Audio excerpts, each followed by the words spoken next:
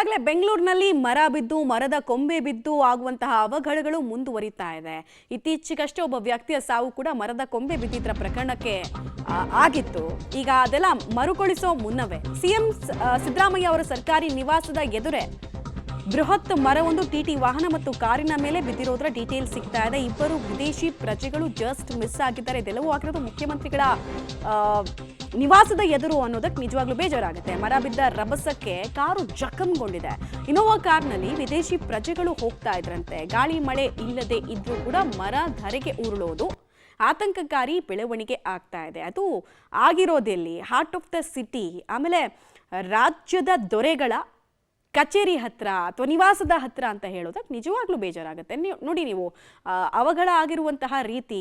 So ಇಲ್ಲಿ Innova car ಜಖಮ್ ಆಗಿರೋದನ್ನು ನೋಡ್ತಾ ಇದ್ದಾರೆ. ಒಳಗಡೆ ವಿದೇಶಿ ಪ್ರಜೆಗಳಿದ್ರಂತೆ. ಸೊ ಅವರಿಗೇನೂ ಆಗಿಲ್ಲ ಅದೃಷ್ಟವಶಾತ್. ಒಂದು ವೇಳೆ ಮರದ ದೊಡ್ಡ ದೊಡ್ಡ ಮಧ್ಯಭಾಗದ ದಿಣ್ಣೆಗಳೇನಾದರೂ ಬಿದ್ದಿದ್ದರೆ ಮರ ಕಂಪ್ಲೀಟಾಗಿ ಮೇಲ್ಭಾಗದಲ್ಲೂ ಕೂಡ ಜಖಮ್ ಆಗ್ತಾ ಇತ್ತು. ಅಲ್ಲಿ ನೀವು ನೋಡ್ತಾ ಇದ್ದೀರಾ, ಜಸ್ಟ್ ಎಡ್ಜಲ್ಲಿ ಮಾತ್ರ ಅಲ್ಲಿ ತಾಗಿರೋದಷ್ಟೇ. ಟಿ ವಾಹನ ಕೂಡ ಅದೇ ಟೈಮ್ನಲ್ಲಿ ಬರ್ತಾ ಇತ್ತು. ಅದಕ್ಕೂ ಕೂಡ ಹಾನಿಯಾಗಿರೋದನ್ನು ನೀವು ಗಮನಿಸಬಹುದು. ಬ್ರಾಂಚಸ್ ತಡೆದಿದೆ ಇಡೀ ಮರ ಆ ಇನೋವಾ ಮೇಲೆ ಬೀಳೋದ್ರಿಂದ. ಒಂದು ವೇಳೆ ಮರದ ಬ್ರಾಂಚಸ್ ಇರಲಿಲ್ಲ ಅಂತ ಅಂದಿದ್ರೆ, ಮಧ್ಯಭಾಗ ಬಿದ್ದಿದ್ದರೆ ಅವ್ರ ಪರಿಸ್ಥಿತಿ ನಾವು ಇಮ್ಯಾಜಿನ್ ಮಾಡ್ಕೊಳ್ಳೋದಕ್ಕೂ ಕೂಡ ಸಾಧ್ಯ ಆಗ್ತಾ ಇಲ್ಲ. ಸಿಎಂ ನಿವಾಸದ ರಸ್ತೆಯಲ್ಲಾಗಿರುವಂತಹ ಘಟನೆ ಇದು. ಇನ್ಯಾವ ರಸ್ತೆಗಳು ಸೇಫು ಅನ್ನೋದು ಪ್ರಶ್ನೆ.